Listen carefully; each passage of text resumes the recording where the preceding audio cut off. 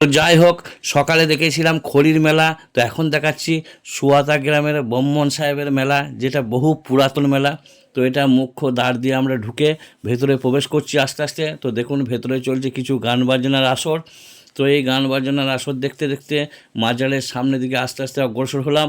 তো সেখানে দেখতে পাচ্ছি লাইটে ভরপুর, অসাধারণ লোক, দেখতে খুবই সুন্দর লাগছে রাত্রের দিকে লাইটের কায়দা। তো দেখতে পাচ্ছেন ভেতরে পুরো মাজারে মানে কবর, ব্রাহ্মণ সাহেবের কবর, ওখানে ওখানে চাদর চড়ানো আছে।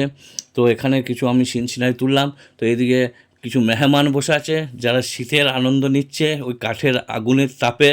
তো যাই হোক, এখান থেকে আমরা চলে গেলাম নঙ্গরখানায়। এখানে ফ্রিতে খানা পিনা হয়, সব সময় খাওয়া দাওয়া চলে ফ্রিতে। তো এই দেখতে দেখতে আমরা চলে গেলাম হোটেল সাইডে, মানে যেখানে রেস্টুরেন্ট এবং খাবার দাবার নানা হোটেল টোটেল বসে সেই জায়গায়। তো এখানে দেখতে পাচ্ছেন যে নান রুটি তৈরি হচ্ছে এবং মুরগির মাংস 4 পিস 50 টাকা মুরগির মাংস, এবং নান রুটি 10 টাকা পিস। এদিকে দাদা ভাই বিরিয়ানি দেখতে পেলেন। তো এই একটা বিরিয়ানির দোকান, এই একটা বিরিয়ানির দোকান, এইটা সীতাভোগ মিহিদানার দোকান। তো নানা দোকান বসেছে খাবারের এইদিকে। তো আমরা দেখতে দেখতে চলে গেলাম একটা জিলাপির দোকানের কাছাকাছি, কারণ প্রথমেই মেলা থেকে আমরা মিষ্টি মুখ করবার খুব ইচ্ছা জাগলো। তো আমরা সকলে মিলে জিলাপি কিনে ভেতরে গিয়ে বসলাম এবং জিলাপির স্বাদ নিতে নিতে আমরা খুবই আনন্দ উপভোগ করলাম। তো যাই হোক, জিলাপি খাওয়ার পর আমরা মোগলাই পরোটার অর্ডার দিলাম, সেটাও বানানো চলছে। তো যাই হোক, দাদা আমাদের 3টে মোগলাই এনে হাজির করেছে। তো 4টে প্লেটে ভাগ করে দিয়েছে। তো আমরা মোগলাইয়েরও মজা নিচ্ছি। তো দেখুন মোগলাইয়ের লুকটা কেমন, একদম গরম গরম তরতাজা ভাজা। তো এইদিকে আছে সারি সারি বাদাম ভাজা। তো আমার সাথে আছে বাদশাহ রাজা। তো আমরা খেলাম বাদাম ভাজা। তো দেখছি বাদাম নিলাম, কারণ হচ্ছে বাদামের টেস্ট নিতে হবে।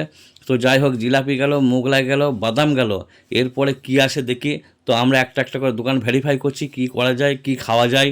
তো যাই হোক, আমাদের খাবারের প্রতি খুব একটা ইন্টারেস্ট। তো এই দেখতে দেখতে আমরা চলে গেলাম জ্ঞানেন্দ্র পাঁশকুড়ার চপ।